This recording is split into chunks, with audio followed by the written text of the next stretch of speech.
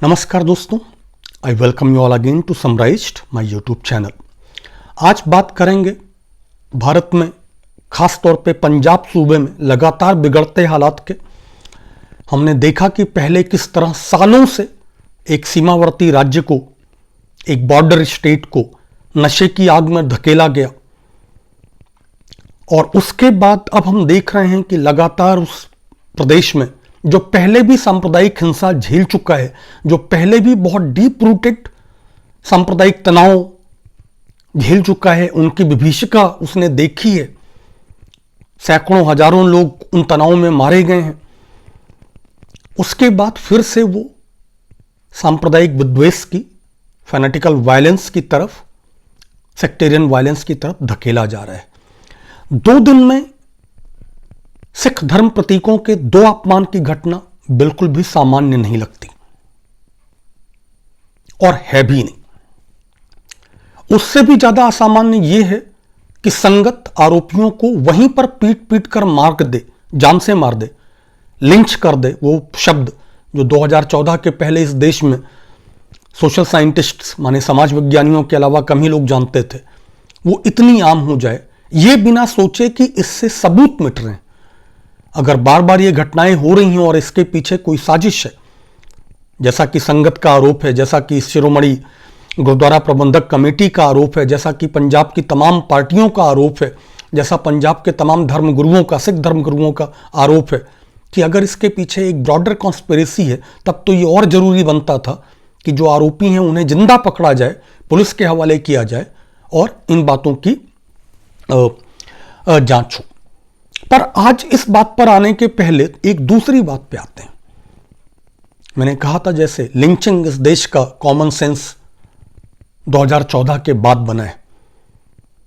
बकवास करने वाले 1984 की बात कर सकते हैं। I have always condemned Congress on that. मैंने राजीव गांधी की लगातार उस बात पर निंदा की है। बड़े पेड़ गिरते हैं तो धरती हिलती है जैसे बयान अक्षम्य है, लेकिन कांग्रेस की राजनीति और भाजपा की राजनीति में कोई तुलना सिर्फ इसलिए नहीं है।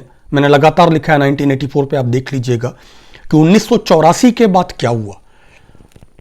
1984 में कांग्रेस के ऊपर, सिखों के ऊपर हमलों के आरोप हैं।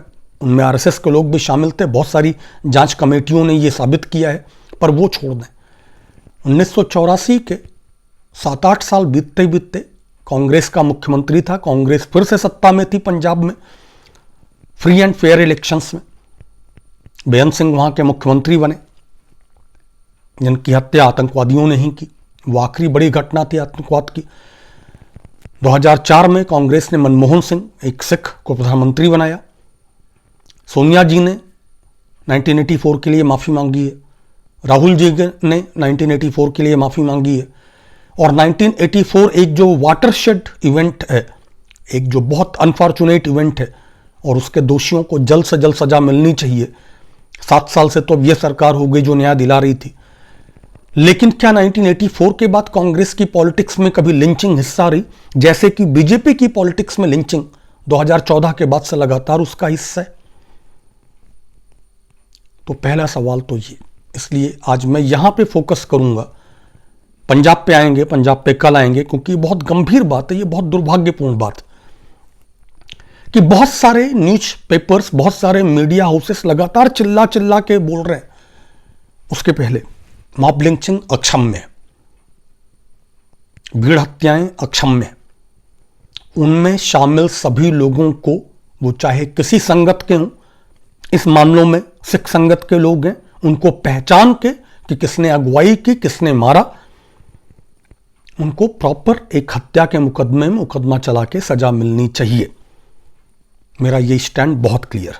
और इसके साथ भारत भर में जितनी भी लिंचिंग्स हुई हैं बीते लंबे दौर में, उनके हर आरोपी को ऐसे ही हत्या के आरोप में सजा मिलनी चाहिए। A crime is a crime.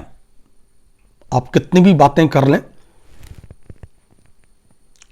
उससे यह नहीं बदल जाता कि आपने एक ऐसे आदमी को मारा है जिसका, अगर वो आरोपी है भी, अगर उसने जानबूझ के भी किया, तो भी आपको उसे पुलिस को सौंपना चाहिए था। यह तो तब और जरूरी हो जा रहा था जब आप ये कह रहे हैं कि इसमें एक बड़ी साजिश है। अगर साजिश है तब तो आपको बिल्कुल पुलिस को देना चाहिए था। और साजिश जो है वो लगती भी हमने देखा है कि सिंघू बॉर्डर पे जब लखबीर सिंह नाम के एक दलित युवक की हत्या हुई, इसी आरोप में, बेअदबी के आरोप में, तो हमें कुछ ही दिन में पता चला कि उस दलित युवक को, जो मानसिक रूप से बहुत संतुलित भी नहीं था, उसके गांव से सिंघू बॉर्डर पे लाने वाले व्यक्ति थे निहंग बाबा अमन सिंह, जिनकी तस्वीरें कुछ ही दिन पहले कृषि मंत्री नरेंद्र सिंह तोमर के साथ देखी गई थी। इसके पहले तक बहुत सारा मीडिया हाउसेस चिल्ला रहे थे कि ये कितना बर्बर है, ये कितना घृणित है, हर हत्यारे को सजा होनी चाहिए। बाबा अमन सिंह की फोटोज जैसे ही कृषि मंत्री, केंद्रीय कृषि मंत्री, मोदी के कृषि मंत्री नरेंद्र सिंह तोमर के साथ दिखाई दी, वैसे ही ये सारी मांग भी खत्म हो गई, ये सारा दबाव भी खत्म हो गया। मीडिया हाउसेस अपने बिलों में घुस गए, गोदी मीडिया हाउसेस अपने बिलों में घुस गए, और हमें पता भी नहीं कि उस केस में आरोपियों का हुआ क्या। निहंग नेता अमन सिंह ने बाद में स्वीकारा भी कि कृषि मंत्री ने, सरकार ने उनको आंदोलन तोड़ने के लिए पैसों और घोड़ों का प्रलोभन दिया था। तो सरकार एक नेता को, निहंग नेता को प्रलोभन देती है पैसा और घोड़ों का। निहंग जो है वो मार्शल, सिख अपने आप में मार्शल कौम है, और निहंग उस मार्शल कौम के भी मार्शल्स, उन योद्धा कौम के भी वो योद्धा हैं। वो घोड़ों पे चलते हैं, वे तलवारबाजी करते हैं। आप अगर कभी निहंगों को देखेंगे हमेशा नीला पहने हुए।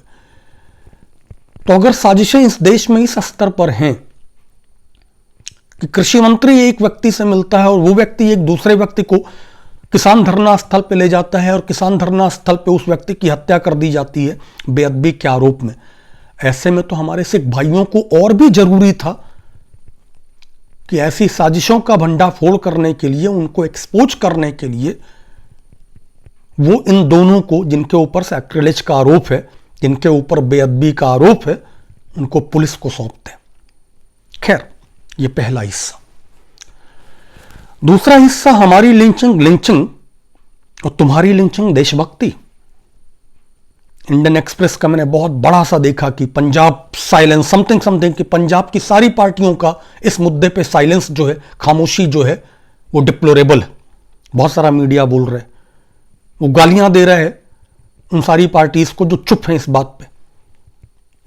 वो भी तब जब बहुत सारे ऐसे लोग जिनका कैरियर रहा है, प्रशांत उमराव की मैंने ट्यूब देखी कि हिंदू भाइयों की लिंचिंग कर दी गई। पुलिस को आइडेंटिटी नहीं पता है, लेकिन ये आदमी जो अपनी इस्लामोफोबिक ट्वीट्स के लिए जाना जाता है, वो पहले से बता दे रहा है कि हिंदू भाई।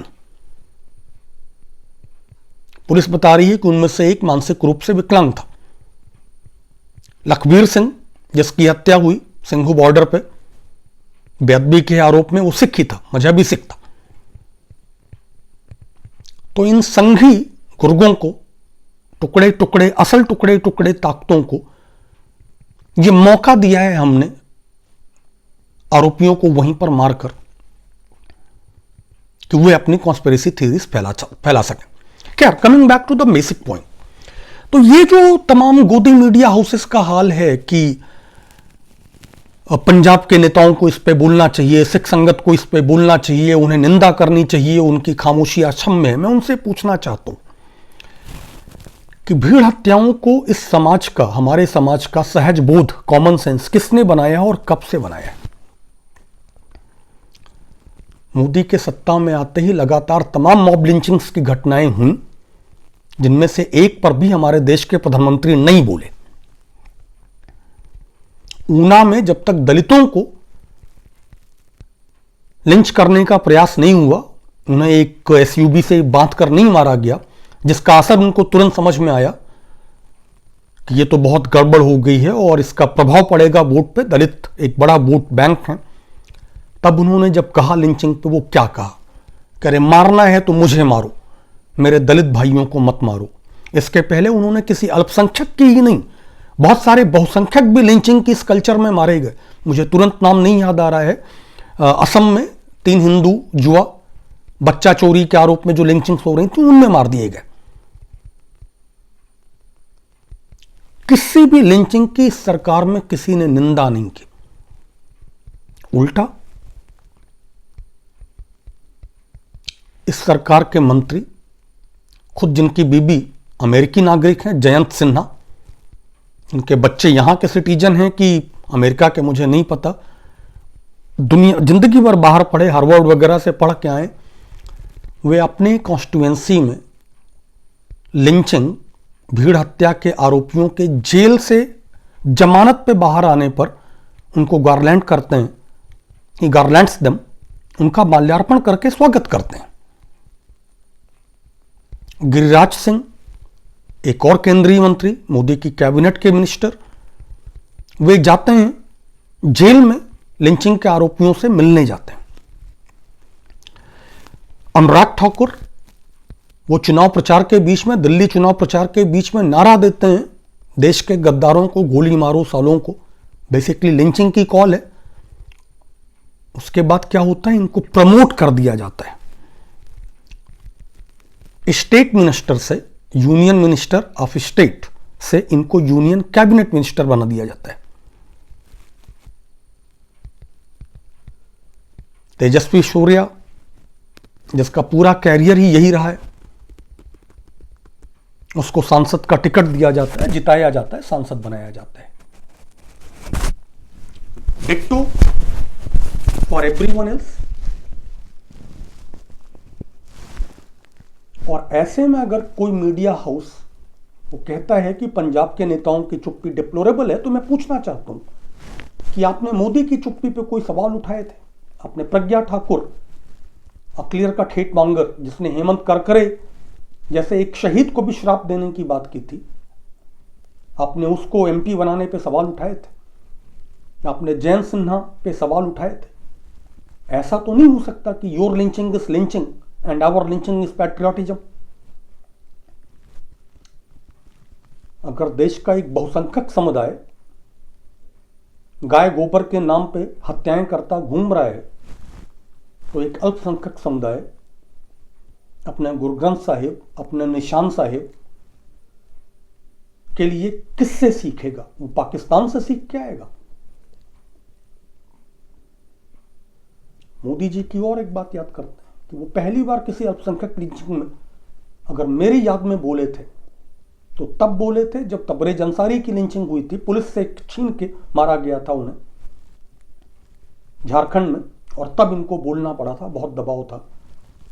तब मोदी जी का बयान था कि मैं बहुत बुरी तरह से आहत हूं इस लिंचिंग से, लेकिन पूरे राज्य को दोष क्यों देना? मेरे ख्याल से ये जून 2019 का बयान है। घबराइएगा नहीं, हेमंत सोरेन दिसंबर 2019 में या जनवरी 2020 में मुख्यमंत्री बने हैं। रघुवर दास मुख्यमंत्री थे जून 2019 में, तब तक वहां भाजपा की सरकार थी। तो अगर देश का प्रधानमंत्री ये बोल रहे हैं कि इस लिंचिंग से मैं बहुत दुखी हूं, इस भीड़ हत्या से मैं बहुत दुखी हूं, but why question the whole state? तो मैं इस मीडिया से पूछना चाहता हूं कि उनमें से किसी ने पूछा था कि why not question the whole state? और अगर तब नहीं पूछा था, तो अब ये पूछने का आपको हक है कोई? Do you have any moral rights to ask this question now? Again, वो करें तो लिंचिंग, हम करें तो राष्ट्रभक्ति। और आरोपियों की लिंचिंग तो आप भूल जाइए, हमने तो इस देश में इंस्पेक्टर सुबोध कुमार सिंह की भी लिंचिंग देखी। क्या प्रदेश के मुख्यमंत्री से लेकर के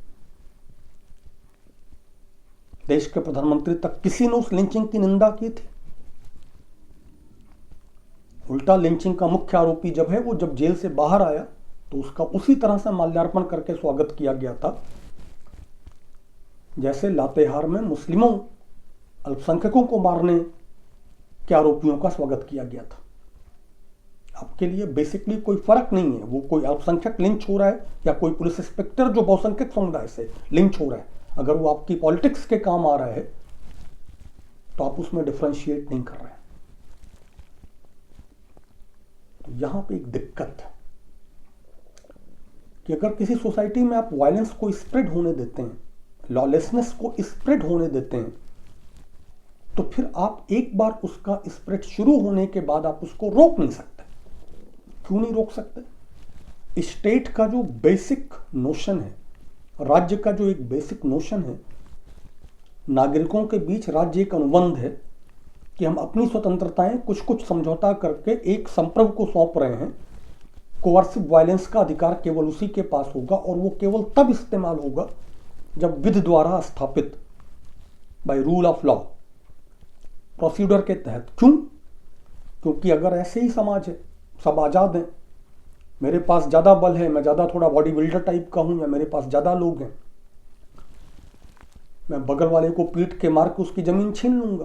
पहले ऐसे ही चलता रहा था।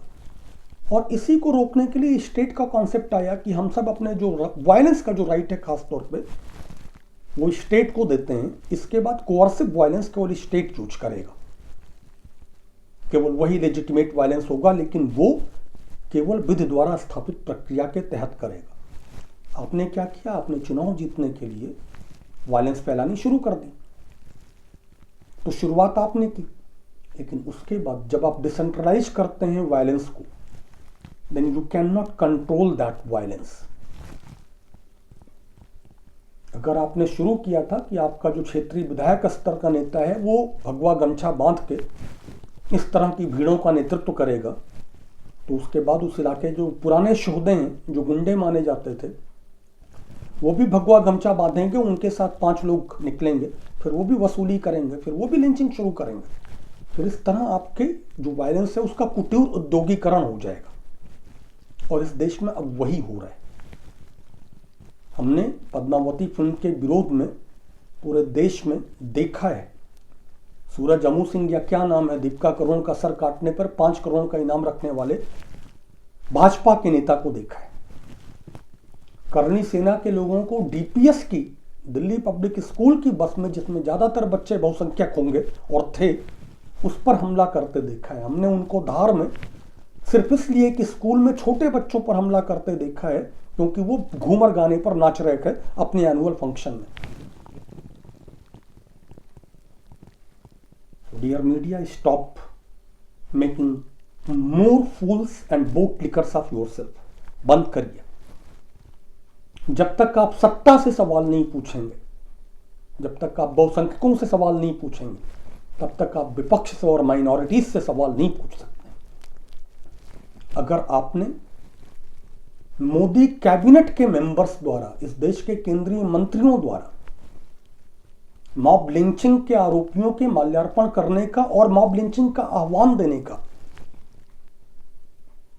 वाकया देखा और उसको जाने दिया, आपने छोटा मोटा कोई 3rd पेज पे एक कॉलम की खबर लगा दी, और अब आप अगर एडिटोरियल लिख रहे हैं कि पंजाब क्यों खामोश है, पंजाब की सत्ता क्यों खामोश है, तो आपको आईने में अपनी शक्ल देख के शर्मिंदा होनी चाहिए। Violence begets violence. हिंसा हिंसा को फैलाती है, और इस देश में बीते 7 साल से हिंसा कौन फैला रहा है हम देख रहे हैं। आज की बात यहां पे खत्म करूंगा कि ये जो हिंसा पंजाब में और सैक्रिलेज शुरू हुई है, ये आज की बात नहीं, ये बीते एक लंबे अरसे से चल रही है। और ये शुरू अकाली भाजपा राज में ही हुई थी, उसके बाद लगातार जो फैली, उस पर कल बात करते हैं और लंबी बात करते हैं कि पंजाब में इस हिंसा का इतिहास, भूगोल, वर्तमान क्या है। तब तक के लिए विदा, लेकिन अपने मन में ये सवाल जिंदा रखिएगा कि अगर एक समूह जो करता है भीड़ हत्या, लिंचिंग, वो अगर लिंचिंग नहीं है, तो जो दूसरा समूह करता है वो अगर उसके धर्म का सम्मान है, वो अगर अपनी आस्थाओं का सम्मान है, अपनी आस्थाओं के लिए लड़ाई है, अगर गाय के नाम पे लिंचिंग करना अपराध नहीं है, अपने धर्म की रक्षा करना है, तो किसी भी धर्म के प्रतीक के नाम पर हिंसा करना क्यों हिंसा है, लिंचिंग करना क्यों लिंचिंग? सोचिएगा। फिर मिलते हैं ऐसे ही किसी मुद्दे पे। कल तो खैर पंजाब पे ही वापस, रुपए के फ्री फॉल पे भी मेरा वीडियो तैयार है, लेकिन फिर देता हूँ आपको, एक लगातार सिलसिले से बात चले तो बेहतर होती है। तो अगर चैनल को अब तक फॉलो नहीं किया है तो फॉलो जरूर करें, अच्छा लगेगा मुझे। So see you all again, bye bye.